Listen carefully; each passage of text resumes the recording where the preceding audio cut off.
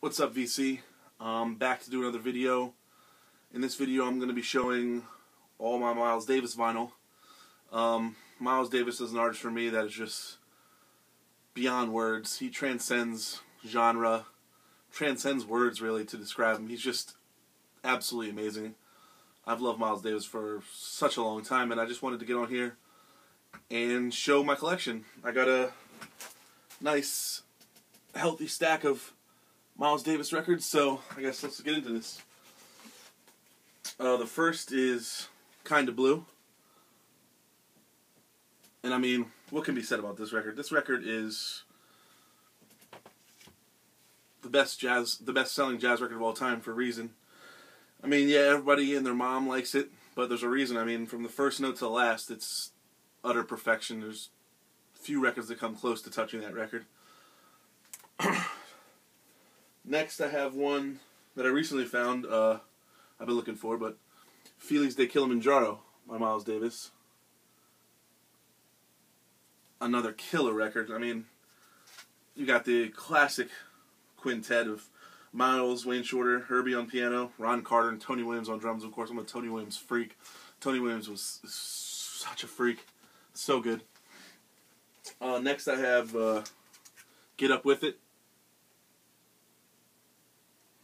This record is so good. It's so mesmerizing. It's just so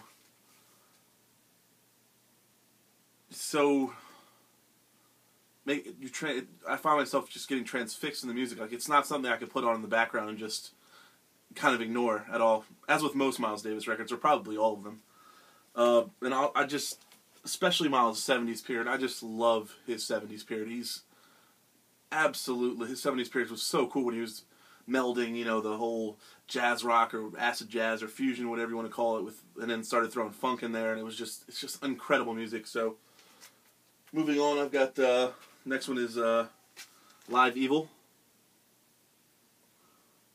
And this is just, I think Derek was showing, this is killer. This is so good. I mean, just the personnel on these records. Next up, Water Babies.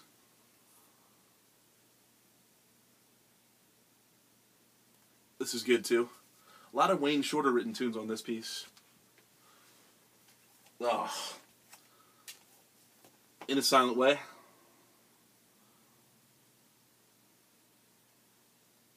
This is people like to say the first fusion record. I don't know about that one, but I know this is a fantastic record. And I loved when he started putting directions in music by Miles Davis on the bottom. You can see right there. So yeah, you knew when you saw that you're in for some shit. Whenever you see that on Miles Davis record, you're in for a trip. You're going for a ride. The next one I have is Big Fun.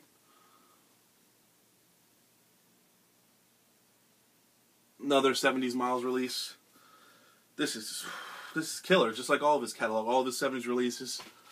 There's not a bad track on it. Next I have Nefertiti. Once again with the classic second quintet of Miles. Miles, Wayne Shorter on tenor, Herbie Hancock, Ron Carter on bass, and once again the mesmerizing Tony Williams on drums. Next we have the one everyone likes to talk about, because with good reason, it's just unbelievably good. On the Corner. This record is incredible. This record, when it hits you and you know what you're listening to, it sounds not a whole lot's going on at times, but when it hits you and you realize such a good piece. This is Dark Magus, Miles Davis. Let me get my hand out of the way there. Look at Miles is so cool. Look at his sunglasses, man. I mean, Miles is the man. This is a reissue on Four Men with Beards, because finding an original for like under $100 in decent condition is a chore, and that's just can't hang with that. Next, we got Sketches of Spain, excuse me.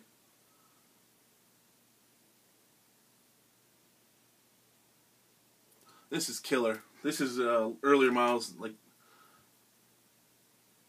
man, Concerto de Awareness or whatever is an incredible piece of music. If you're having a stressful day, put track 1 on, side 1 on. It'll smooth your day. It'll smooth some hard corners of your day, man. It is absolutely killer. Next we have Miles Smiles. Just an absolute killer record. I mean, Footprints is just a staple. Circle is a great track. I mean, once again, you got Miles, Wayne Shorter, Herbie, Ron Carter, Anthony Tillman Williams on drums. Can't go wrong. Next up, we have Miles in the Sky. Another earlier Miles. This is so good. Miles Davis, I mean, this is a piece.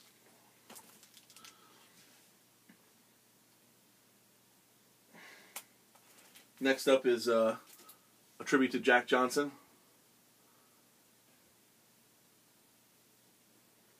I actually heard a Billy Cobham interview. I was lucky enough to take a couple lessons from Billy, and he was talking about how this was, what actually turned out to be the record was, especially on side A, was literally just a jam. He was talking about how John McLaughlin had that infectious groove, and they all just started riffing on it, and he was talking about how it just turned into an entire jam, and Miles comes in at like the 2-minute mark. He had been listening in the booth, and Herbie actually, he was saying how Herbie came in late, was like trying to give Miles some money he owed him or something, and Miles told him, you know, come on, come in and play. And so, yeah, it was basically side A is just a long jam that was like on the spot, and it's killer. Next we have Miles Davis Greatest Hits, which is on Columbia, which is what most of his catalog's on. I mean, this has got 7 Steps to Heaven, which is incredible. Someday My Prince Will Come, which is an LP I don't have of Miles Davis and I'm on the lookout for. The song Tio on that is fantastic. Next up we have ESP.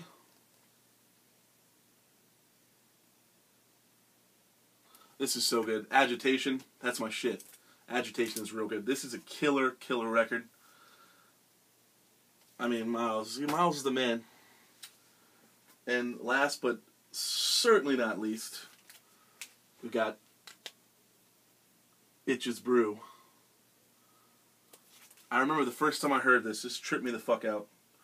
I listened to this like 10 times in a row. I remember I was talking to my music professor, and he's a trumpet player, and we were just riffing on this and talking about Miles' tone, how he electrified the horn. I mean, this is an incredible record. This record, everybody should have a copy of this. Everybody should own Bitches Brew. I know that said a lot, but I mean that. Everyone should own this record. I also have a copy of 7 Steps to Heaven, but it doesn't have a cover, so I didn't figure why not. Didn't show that one, but that about wraps it up. Thanks for watching. Leave a comment if you feel inclined, and I will catch you guys soon with another Recent Finds video. Peace.